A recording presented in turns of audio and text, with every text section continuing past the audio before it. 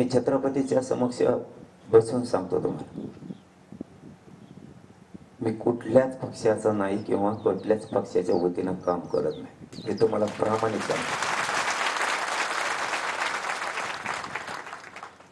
उद्धव ठाकरे साहेबांचं सरकार होतं त्यावेळेसही मी त्यांना बोललेलं आहे,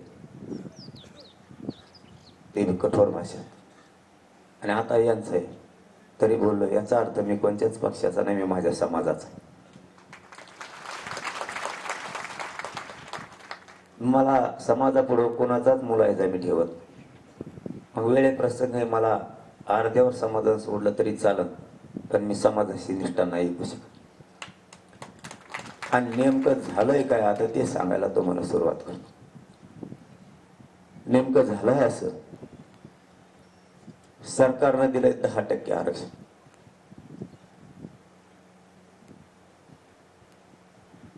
आणि आपण मागतोय ओबीसीतून सरसकट मराठ्यांना आरक्षण. जे सिद्ध झालंय ते मराठा आणि कुणबी एकच हे सिद्ध झालं. तुम्हाला ते सरसकट द्यायचं नसेल तर ज्या मराठ्यांची नोंद सापडली नाही त्यांच्यासाठी सगळ्या सोयऱ्यांचा कायदा पारित करा, हे द्या. आपण अशी मागणी केली, त्यांच्याच म्हणण्यावर केलेली. त्यांनीच आपल्याला सांगितलं होतं सरसकट ते देत नाहीत, त्यांचा विरोध आहे. मग आपण नवीन पर्यायी शब्द काढू. पर्यायी शब्द सगळे सोयऱ्यांचा आपण आणि सरकारनं मिळून याच व्यासपीठावर काढल्या. पण झालंय असं, हे सगळं काय घडून येतंय ना. मी पुन्हा सांगतो, मी कोणत्याच पक्षाचा विरोध म्हणून करत नाही, पण आज सगळंची सगळं खरं बोलावं लागतं. फक्त त्यातले शब्द समजून घ्या. हे सगळं करतोय तो फक्त एकटा देवेंद्र फडणवीस. मला जे घेरलंय ना, तुम्ही शब्द ना शब्द फक्त समजून घ्या. सांगितलंय ना तुम्हाला, तुम्ही गोंधळ आरड्याची बैठक नाही, ही निर्णायक बैठक. मी आज टोकाचा निर्णय घेणार आहे. म्हणून तुम्ही हे नुसतं घोषणा टाळ्या नकोय. समाज आज कोणत्या दिशेला आहे आणि उद्या यांना कोणत्या दिशेला न्यायचं आहे आणि आपण कोणत्या दिशेला आणलं हे समजून घ्या. मराठ्यांचा दरारा पुन्हा एकदा राज्यावर निर्माण झाला आणि हे दरारा संपवायचा त्यांचं स्वप्न आहे. संपवायचं तर मराठ्याच्याच हातात संपवायचं.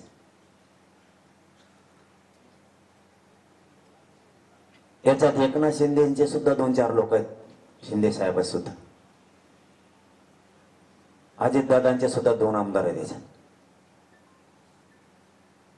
आणि सगळ्या सोयऱ्यांचं होऊ देत नाही आणि 10% मराठ्यावर लादायचं काही करू. आणि हे पोरग ऐकतच नाही. हे पोरग एक तर संपलं पाहिजे, नाही त्याचा गेम तरी करावा लागल, नसता याला बदनाम तरी करावं लागल, नसता याला उपोषणात मरू द्यावा लागल म्हणून 16वा दिवस उगला, नसता याचं काहीतरी करून कमायना, पॉयझन देऊन कमायना सलाईन मधून, म्हणून मी परवा रात्री सलाईन सुद्धा बंद केली. किंवा याचा एन्काउंटर तरी करावं लागेल. हे देवेंद्र फडणवीसचं स्वप्न आहे. हे देवेंद्र फडणवीसला वाटतं. आणि मी आज सगळंच तुम्हाला सविस्तर सांगणार आहे. पण देवेंद्र फडणवीसला एवढीच कुमकुम आहे ना, बैठक संपल्यावर मी सागर बंगल्यावर येतो, मला मारून दाखवतो.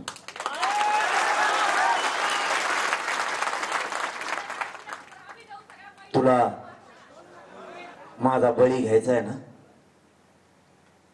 तुला माझा बळी पाहिजे ना,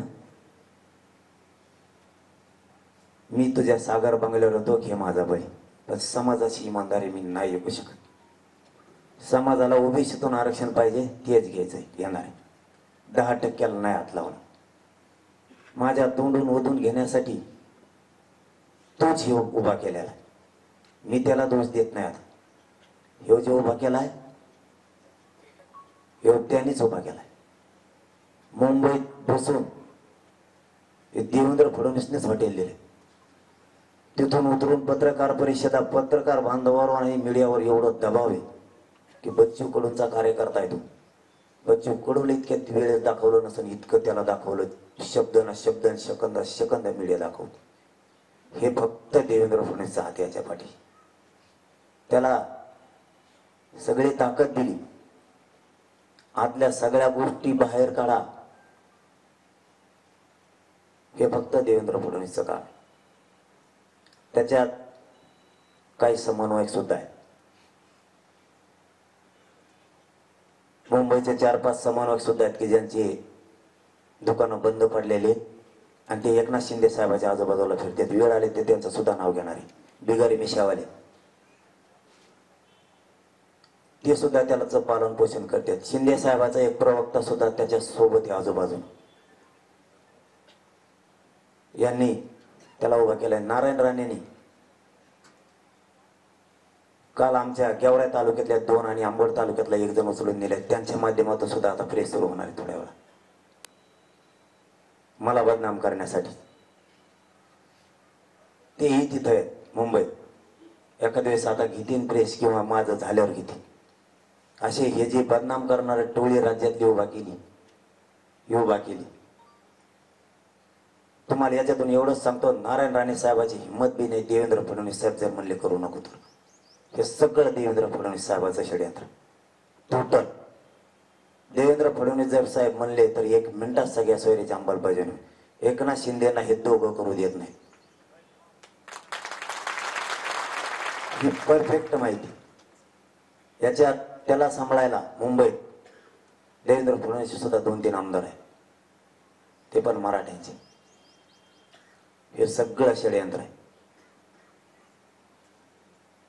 मराठा हे पोरग जर असंच राहिलं आणि हे जर समाजाशी निष्ठावान राहिलं तर समाजाला डंक सुद्धा लागू शकत नाही. पण मात्र आपण बरबाद झाल्याशिवाय राहत नाहीत हे त्यांना वाटतं. समाजाचं आपलं स्वप्न होतं गुलाल उधळा, समजून घ्या. यांचं स्वप्न होतं 10% दिलं की असा गुलाल उधळला नाही. याचा अर्थ त्यांनी ओळखून घेतला, आता काही खरं दिसत नाही, आपला अपमान झाला. दुसरं सांगतो, देवेंद्र फडणवीसला माघारव हे का करतोय ती शंका भाजपमधल्या असणाऱ्या मराठ्यांना आणि राष्ट्रवादी काँग्रेस, शिवसेना, काँग्रेसमध्ये असणाऱ्या पक्षातल्या सगळ्या मराठ्यांना तुमचा मुलगा म्हणून सांगतो, विश्वास ठेवा नाही तर नका ठेवू. फक्त मराठा म्हणून आज तुमच्या समोर कथन करणार. तो का असं करतोय त्याचं कारण आहे, आपल्या आई बहिणीचे डोके फुटले त्या दिवशी तो पोलिसांकडून झाला आणि आपण सांगितलं हे आई बहिणी तुझ्या आहे आणि त्याला ती माफी मागावं लागली. तवाचा राग त्याच्या डोक्यात आत्तापर्यंत. मी माझ्या आई बहिणीच्या बाजूने राहू नाही का? मी काय चूक नाही केली. दुसरं, त्याला एकदा उपोषण सोडायला यायचं होतं, त्याला डाग धुवून घ्यायचा होता मराठा समाजात आणि तो आई बहिणीला शिव्या दिल्यामुळे मी नाही येऊन दिलं. त्याला तिसरा राग आहे,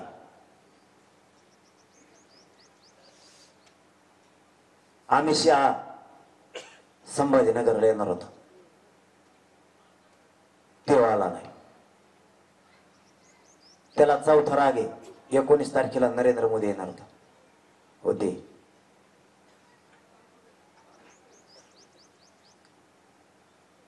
त्याला 5वा राग आहे, मी ब्राह्मण आहे आणि मी मराठ्यांना हरवून दाखीन. मी आजपर्यंत त्याला जातीवर कधीच बोललेलो नाही. त्याच्या डोक्यात येगळ्या खुट्या आहेत. त्याचं जर नाही ऐकलं तर ते माणसं संपवी दे. मी पक्ष म्हणून बोलत नाही, माणूस म्हणून तुमच्याशी बोलतो. त्याचा जे ऐकणार नाही तो संपला जातो. तुम्हाला एकच उदाहरण देतो, त्याला पुढे गेलेलं कुणी खपत नाही. एखादी जात मोठी झालेली त्याला जमत नाही आणि त्याला त्याचे गुलाम म्हणून ऐकणारी जात लागते. आणि मराठे मात्र एका बाजून आलेत आणि हे पोरग जर राहिलं तर आपला विषय संपला. मग पर्याय, याला बदनाम केल्याशिवाय पर्याय नाही. म्हणून मला बदनाम करायचं आणि मला संपवायचं. उदाहरण म्हणून तुम्हाला सांगतो, त्याचा नाही ऐकल्यावर काय होतं. मी त्याचा केलेला अभ्यास एकनाथ शिंदेचा सुद्धा सांगणार, अजितदादांचा सुद्धा सांगणार, सुट्टी कोणालाच नाही माझ्याकडे. त्याच्याबद्दल केलेला अभ्यास. त्यांनी हे लोक मुंबईत फिरले आणि यांना सगळी ताकद पुरवली, पोलीस यंत्रणा पुरवली, मीडियाच्या बांधावर प्रचंड दबाव आणून त्यांनाही दाखवायला लावले. सगळे मराठ्यांचे आमदार सुद्धा आजूबाजूने फिरले, त्यांनी एकच विडा उचलला नसता तो जर म्हणला तर कोणीच बोलू शकत नाही. कारण पाथर्डीचा एका माणसाने सांगितलंय तो बाबा देवेंद्र फडणवीसच्या बंगल्यावर 20-19 तारखेला खाली आलेला आहे वरून. त्याच्यामुळे तो जर म्हणला तर ह्या राज्यात देवेंद्र फडणवीस साहेब जर म्हणला तर काहीच होऊ शकत नाही राज्यात काहीच. हे जे चाललंय तर त्याच्या जीवावर चाललंय आणि त्याचा न ऐकल्यावर काय होतं ते सांगतो तुम्हाला. जो माणूस स्वतःचा कधीच पक्ष सोडू शकत नाही त्याच्यात धक्का पक्ष सोडायची वेळ नको राहिली. त्याच्यातलं एक उदाहरण सांगतो. एकनाथ खडसे साहेब कधीच भाजप सोडू शकत नाहीत, कधीच. सोडायची वेळ आली कधीच. विनोद तावडे साहेब कधीच बाहेर जाऊ शकत नाहीत, पक्ष सोडून जावं लागलं दिल्लीला. नाना पटोले साहेब कधीच भाजप सोडू शकत नाही, सोडावं लागलं. पंकजा मुंडे आणि त्यांचा बाप आणि त्यांचा मामा आयुष्यात भाजप सोडू शकत नाही. आज असूनही घुटमत म्हणजे औषध पेल्यासारखी. मला कुठे यायचं हे तुम्हाला सांगतो. मला यांचं काय होतं याच्याशी देणं घेणं नाही. देवेंद्र फडणवीस काय चीज आहे आणि मराठी एक झाले त्यांना काय तो करायला निघाला हे मला तुम्हाला सांगायचं आता. कारण हे त्यांच्या जवळच्याच लोकांची मंत्र्यांची माहिती. तो किती आत घुसतोय आणि त्याची किती यंत्रणा भारी हे त्याला आता रात्री तो पश्चाताप येईल. माझ्या विरोधात तू काय वापरशील? बदनामीच्या षडयंत्र, बरोबर ना? बदनामीबद्दल शेवटी सांगतो मी तुम्हाला काय आहे त्याच्यावरही बोलणार मी.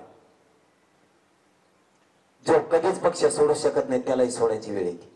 याच्यामुळे मी माणूस म्हणून आज बोलतोय. फक्त ज्यांचे ज्यांचे नाव आले त्यांनी गपचिप मान हलवून तरी मान्य करा. मान कधीच महादेव जानकर साहेबाचा धनगराचा नेता म्हणून मोठा नाही होऊ देणार कधीच. मी आज फक्त माणूस म्हणून बोलतोय. देवेंद्र फडणवीस काय चीज हे सांगतो. बामणी कावा माझ्या विरोधात चलू देणार नाही याला मनोज जरांगे मराठ्याचं पोट्ट म्हणतो. तेव्हा बामणी कावा जर बोलला नाही ना तर माझं नाव बदलून ठेवील. तू आता ध्यानात ठेव. मी तुझ्याकडेच येतोय आता. तुला माझा बळी घ्यायचा आहे ना? तुझ्या सागर बंगल्यावर पायी येणारे उपोषण करत मेलो ना मधी त्याच्या दारात नेऊन टाका मराठ्यांना. मला निघालो तुझ्याकडे. पण हे काय करू शकतो हे तुम्हाला सांगतो. हे काय करू शकतोय हे तुम्हाला सांगायला लागलो. याला मी सांगतो याला पक्षाकडे ओढू नका. मी सांगतो याला पक्षाकडे घेऊ नका.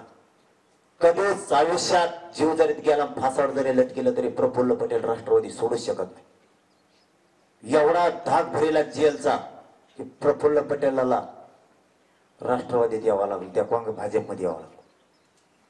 मी माणूस म्हणून तुमच्याशी आज बोलतोय.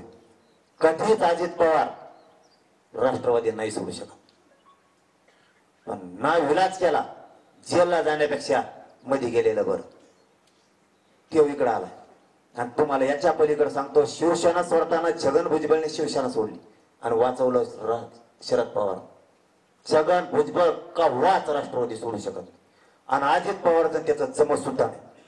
तर ते दोघं एकीकडे जाऊ शकत नाही. तरी बी पुन्हा जेलला देवेंद्र फडणवीस टाकेन म्हणून छगन भुजबळला तिकडे अजित पवारचं त्याचं पटत नसून जावं लागलं.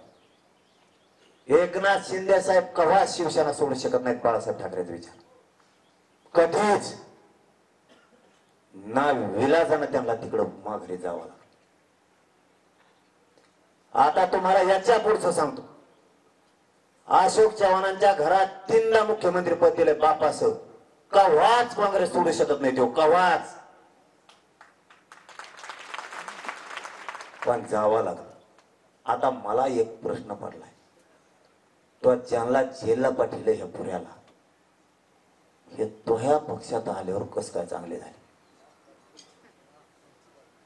आणि मला निष्ठा सोडायला लावून 10% तो घ्यायला लावणार. मग मी चांगला होणार आणि आरोप बंद होणार ना. कर तुला आरोप करायचे तर मी मराठ्यात सोडित नाही. कर तुला काय करायचं मग वाकडं. म्हणजे त्यांच्या दोरीत मला म्हणून बसतो. तुला आरोपात गेली. मुंबईत सगळी यंत्रणा तुझ्या विरोधात बसवली. त्याला सगळ्या यंत्रणा उपलब्ध करून दिल्या. तुला घेरणार. एकदा समाजावरची निष्ठा सोडून 10% मान्य कर. नाही तर तुला घेरून संपवणार. मी मरायला तयार आहे. का करतो तू? देवेंद्र फडणवीस, तू मनोज जरांगेच्या नादी लागला. मी शेतकऱ्याचा पोरगा आहे. तुला पुरून गवत गप पसंत नाही द्या. सदाभाऊ खोत